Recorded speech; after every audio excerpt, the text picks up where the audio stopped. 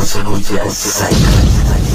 Jagoran kungiyoyin fararen hula 30 wanda shine shugaban cibiyar Sisla kuma wakilin kungiyar Transparency International a Najeriya, Awal Musa Rafsanjani ne ya bayyana matsayin da suka dauka na yin kira akan bukatar shugaba Tinubu ya fito kai tsaye ya bayyana matsayinsa a game da batun yaki da matsalolin da suka jibanci almundahana a kasar. Yaki da cin hanci da rashawa a Najeriya dole ne a ci gaba da shi, dole ne mu tabbatar da kan cewa gwamnatin nan da Bola Tinubu ta mai da kai dan ta aiwatar da tsare-tsaren da zai tabbatar da kan cewa cin hanci da rashawa ba abu ne wanda za a ringa alfahari da shi ba saboda illar da yake da shi. To ganin cewa har yanzu bai fito ya yi cikakken bayani akan matsayinsa na yaƙi da cin hanci da rashawa ba, kuma ganin yadda ƙasashe da dama suka sa ido don su ji me zai faɗa, kuma 'yan Najeriya su da kansu suna sauraron su ji me zai faɗa, shine muka ce ya fito ya yi bayani ya faɗa wa duniya kan cewa shi baya goyon baya ko kuma ba zai ci gaba da goyon bayan barayin Najeriya ba da masu zagon ƙasa da kuma waɗanda suke amfani da ikon su don su zalunci kasa da 'yan kasa. Dole ne ya fito, ta nan ne kawai kasashen duniya za su iya fitowa su zo su bada gudunmawa, ta nan ne kawai kasashen duniya za su iya fitowa su zo su sa hannun jari a Najeriya, ta nan ne 'yan kasa su da kansu za su ji tsoron kan cewa idan suka yi abin da ba daidai ba doka za ta hau kansu. Shin menene tanadin doka a game da batun yaki da masu wawushe kuɗaɗen al'umma a Najeriya? Fitaccen masanin kundin tsarin mulki a kasar barista mai nasara Kogo ya ce. Farko dai mukamin shugaban kasa sashi na 130 na tsarin mulkin Najeriya ya yi bayanin cewa shine shugaban gwamnati, shine shugaban al'ummar Najeriya, shine kuma kwamandan askarawan sojojin Najeriya. Bayan nan magana ta yaƙi da cin hanci da rashawa sashi na 15 sakin sashi na 5 na tsarin mulkin Najeriya ya ɗora wajibci akan duk wani jami'in gwamnati, wala Allah shugaban ƙasa ne ko minista ne ko gwamna ne ko kwamishina ne ko da ma masinja ne, kai ya ɗora wajibci akan duk wani jami'in hukuma ya yaƙi cin hanci da rashawa da kuma yin abubuwa waɗanda suke ba na gaskiya ba. Kuma su 'yan ƙasa musamman irin 'yan ƙungiyoyin nan da suke magana sashe na 21 da 23 da 24 na tsarin mulkin Najeriya ya ɗora wajibci a kansu na su goyi bayan duk abin da hukumomi suke yi kuma su sa hannu wajen tsaftace ƙasa. To saboda haka magana ta yaƙi cin hanci da rashawa ba wani abu ne wanda aka ce ai dole sai an fito an yi bayani ba. Sashe na 221 zuwa 226 ya ɗora nauyi akan jam'iyyun siyasa su ne za su rika fito da manufofinsu da kuma tsare-tsaren abubuwan da za su shi shugaban ƙasa ko kuma duk wani ɗan takara wanda aka zaba shi fa